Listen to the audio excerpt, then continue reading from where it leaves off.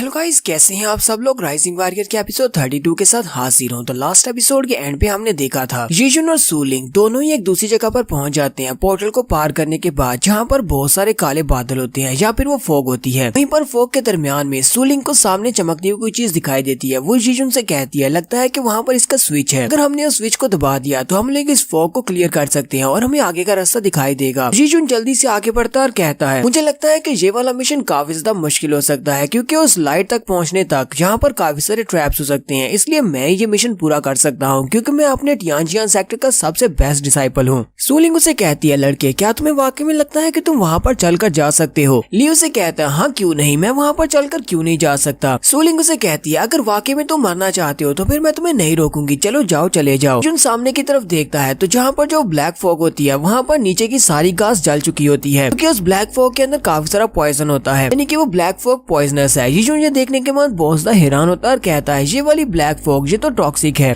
सूलिंग उसे कहती है यही तो मैं तुमसे कह रही हूँ, क्या अभी भी तुम्हें लगता है कि तुम यहाँ पर जा सकते हो उस स्विच को ऑन करने के लिए। और मुझे लगता है कि यहाँ पर तुम्हारे जैसे बहुत सारे ऐसे यंग लड़के होंगे, उनको लगता होगा कि वो वहाँ पर इस ब्लैक फॉग में जाकर उस स्विच को ऑन कर सकते हैं और वो सभी लोग यहाँ पर मारे गए होंगे। जीजुन उसे कहता है ये तुम किस तरह की बात कर रही हो, अगर हम लोग यहाँ पर सीरियस हैं तो सीरियस बात करो, तुम्हें लगता है कि मैं यहाँ पर कोई मजाक कर रहा हूँ, मुझे बताओ कि हम लोग इस फॉग को कैसे हल करेंगे। सूलिंग जीजुन से कहती है मुझे अपने पर पूरा भरोसा है कि मैं इस ब्लैक फॉग को पार करते हुए उस स्विच तक पहुंच सकती हूँ। चलो देखो अब ये तुम्हारी सीनियर सिस्टर तुम्हें क्या दिखाने वाली है। और वो उस ब्लैक फॉग के सामने खड़ी हो जाती है और साथ ही अपने 8 गिर्ड से काफी सारी स्पिरिचुअल एनर्जी को अपनी बॉडी में गैदर करती है। जीजुन कहता है ये तो अपने आसपास की स्पिरिचुअल एनर्जी को अपनी बॉडी के अंदर गैदर कर रही है, लेकिन आज ये यहाँ पर करना क्या चाहती है। तो सूलिंग वहाँ पर काफी सारी स्पिरिचुअल एनर्जी को गैदर करने के बाद सामने की तरफ एक पंच मारने लगी है। जीजुन उसे कहता है कहीं तुम पागल तो नहीं हो गई, तुम्हें लगता है कि तुम अपनी स्पिरिचुअल एनर्जी के साथ सामने की तरफ पंच मारोगी और ये सारी फॉग सामने से उड़ जाएगी। सूलिंग उसे कहती है तो तुम इतने भी बेवकूफ नहीं हो, मुझे तो लगा कि तुम्हें इस बारे में समझ नहीं होगी कि मैं क्या करने वाली हूँ। अब साथ ही सूलिंग सामने की तरफ अटैक करती है। उसे लगता है कि उसकी पावर के अंदर से जो शॉक वेव निकलेगी उसकी वजह से सामने जितनी फॉग है वो सारी डेसिपेट हो जाएगी। वो हालांकि वो वहाँ पर काफी ज्यादा पावरफुल अटैक करती है, लेकिन उसका अटैक उस फॉग के अंदर जाकर डेसिपेट हो जाता है और उस फॉग को तो जरा भी असर नहीं पड़ता। सूलिंग भी इस बात से काफी ज्यादा हैरान होती है और कहती है ये क्या, यहाँ पर तो कुछ भी नहीं हुआ। जीजुन भी उसका मजाक उड़ाते हुए कहता है सीनियर सिस्टर यहाँ पर तो कुछ भी नहीं हुआ, जबकि तुम मुझे अच्छा शो दिखाने वाली थी। तो यूलिंग उसकी बात सुनने के बाद पहले तो उसके मुंह पे ऊपर एक जबरदस्त थप्पड़ मारती है और फिर से वहाँ पर खड़ी होकर अपनी स्पिरिचुअल एनर्जी को इकट्ठा करती है और कहती है अभी मैं तुम्हें दिखाती हूँ कि मेरे पास कितनी स्ट्रेंथ है। तो अपनी बहुत सारी पावर को इकट्ठा करने के बाद फिर से उस ब्लैक फॉग के ऊपर अटैक करती है, लेकिन फिर से कुछ भी नहीं होता। सूलिंग चिल्लाकर कहती है ऐसा कैसे हो सकता है, मुझे यकीन नहीं आ रहा, मैं बहुत ही जल्दी 7th लेवल पर प्रमोट होने वाली हूँ, लेकिन मेरी स्पिरिचुअल एनर्जी के साथ मैं इस फॉग को भी नहीं हटा सकती। तो जहाँ पर हमारा जीजुन फिर से आगे बढ़ता है और उसे कहता है मेरा आइडिया स्टार्ट से सबसे बेस्ट था, मुझे आगे नहीं बढ़ने दिया कि तुम खुद शो ऑफ करना चाहती थी, चलो अब मैं तुम्हें दिखाता हूँ कि मैं क्या कर सकता हूँ। सूलिंग उसे कहती है कहीं तुम पागल तो नहीं हो गए, तुम इस फॉग के अंदर जाना चाहते हो लेकिन तुम उस बटन तक नहीं पहुँच पाओगे, उस बटन तक पहुँचने से पहले ही तुम यहाँ पर पॉइजन की वजह से मारे जाओगे। जीजुन जल्दी से अपने पास स्पिरिट वाटर की बोतल निकालता है और कहता है मेरे पास ये है, तुम्हें क्या लगता है कि जब तक ये चीज मेरे पास है भी पॉइजन मेरी बॉडी के ऊपर इफेक्ट कर सकता है। सूलिंग भी वो बोतल देखने के बाद काफी ज्यादा हैरान होती है और कहती है ये तो एमरल्ड स्पिरिट वाटर है। जीजुन उस बोतल को खोलता है और उसके एक ड्रॉप को पी जाता है। जैसे वो एक ड्रॉप को पीता है तो उसकी बॉडी के अंदर काफी सारी स्पिरिचुअल एनर्जी आ जाती है, जिसकी वजह से पॉइजन उसकी बॉडी के ऊपर इफेक्ट नहीं करेंगे। जीजुन कहता है चलो अब देखो मैं क्या करता हूँ, और वो अपने हाथ को आगे करता है उस फॉग के अंदर। जहाँ पर वो अपने हाथ को करता है वो फॉग वहाँ से साइड पर हट जाती है। जीजुन कहता है ये तो वाकई में काम कर रहा है और फिर साथ ही वो उस फॉग के अंदर जाकर खड़ा हो जाता है। उससे कहता है देखा तुमने मैं कितना बड़ा जीनियस हूँ। जीजुन कहता है मुझे इस वक्त ऐसा महसूस हो रहा है जैसे कि दुनिया का कोई भी पॉइजन मेरी बॉडी के ऊपर काम नहीं कर सकता, और वो हंसते हुए सामने की तरफ आगे बढ़ता जाता है। सूलिंग जीजुन की तरफ देखकर सोच रही होती है अगर उस दिन मेरी सीनियर सिस्टर और मैं वहाँ पर जीजुन को बचाने के लिए नहीं आते तो मास्टर कियान ने इसको मार दिया होता। इसकी जान बचाए हुए अभी ज्यादा टाइम नहीं गुजरा और इस लड़के की तरफ देखो तो सही कि इस लड़के ने किस हद तक अपने आप को इवॉल्व किया है। ये अभी तक 6 लेवल तक पहुँच चुका है और ऊपर से इसके पास काफी कुछ ऐसा है जो बहुत सारे दूसरे स्टूडेंट्स को नहीं मिल पाता। तो जीजुन उस ब्लैक फॉग के अंदर चलता हुआ काफी आगे तक जाता है तो उसे वहाँ पर एक मेंढक दिखाई देता है। उस मेंढक के सर के ऊपर एक क्रिस्टल लगा होता है जो कि चमक रहा होता है। जीजुन उस मेंढक के पास चला जाता है और कहता है इसके सर के ऊपर एक क्रिस्टल लगा हुआ है, लगता है कि यही उस फॉग के अंदर से हमें चमकता हुआ दिखाई दे रहा था। सूलिंग उसे कहती है वो जेम जो कि उसके सर के ऊपर लगा हुआ है, मुझे लगता है कि वही बटन है, चलो जल्दी से उसको प्रेस कर दो। जीजुन कहता है ये तो बहुत ज्यादा आसान है और वो उस बटन को प्रेस कर देता है। जैसे वो उस बटन को वहाँ पर प्रेस करता है वो मेंढक अपने मुंह के अंदर उस सारी फॉग को भरना शुरू कर देता है। मेंढक अपना मुंह खोलता है और आसपास की सारी फॉग उसके मुंह के अंदर जाना शुरू हो जाती है और थोड़ी देर के बाद वो अपने मुंह को बंद कर देता है। यानी कि वहाँ से सारी की सारी फॉग को अपने मुंह में भरने के बाद जैसी वहाँ से सारी ब्लैक फॉग हट जाती है, वहाँ पर बहुत ही अच्छी सीनरी होती है। आसमान भी काफी बड़ा होता है, जबकि सामने पहाड़ होते हैं और काफी सारे पेड़ भी होते हैं। जीजुन हैरान होता है और कहता है हम लोग तो एक डोम के अंदर हैं, लेकिन डोम के अंदर इस तरह की ब्यूटीफुल सीनरी कैसे हो सकती है। ज़ूलिंग उसे कहती है हाँ हम लोग डोम के अंदर ही हैं, लेकिन यहाँ पर स्पेस मैट्रिक्स स्पेल को अप्लाई किया गया है। ज़ूलिंग उसे कहती है मुझे लगता है कि उन्होंने यहाँ पर स्पेस मैट्रिक्स स्पेल की मदद से दूसरी जगह से सीनरी को यहाँ पर अबॉर्ड किया है। जीजुन कहता है तो मुझे भी ऐसा ही लगता है कि यहाँ पर स्पेस मैट्रिक्स स्पेल को यूज किया गया है। ज़ूलिंग आगे बढ़ती है और जीजुन से कहती है जीजुन मुझे सच सच बताना, अभी थोड़ी देर पहले तुमने एक छोटी सी बॉटल के अंदर से एक ड्रॉप को पिया था, क्या वो एल्डर की का एमरल्ड स्पिरिट वाटर था। जीजुन उसकी बात सुनने के बाद हैरान हो जाता है और उसे कहता है लेकिन मैंने तो तुम्हें इस बारे में नहीं बताया कि वो एमरल्ड स्पिरिट वाटर था, तुम्हें इस बारे में कैसे पता चला। तो ज़ूलिंग भी अपने पास से एक बॉटल निकालती है और उसे कहती है क्योंकि मेरे पास भी एक बॉटल है, मुझे भी मास्टर की ने ये दी थी।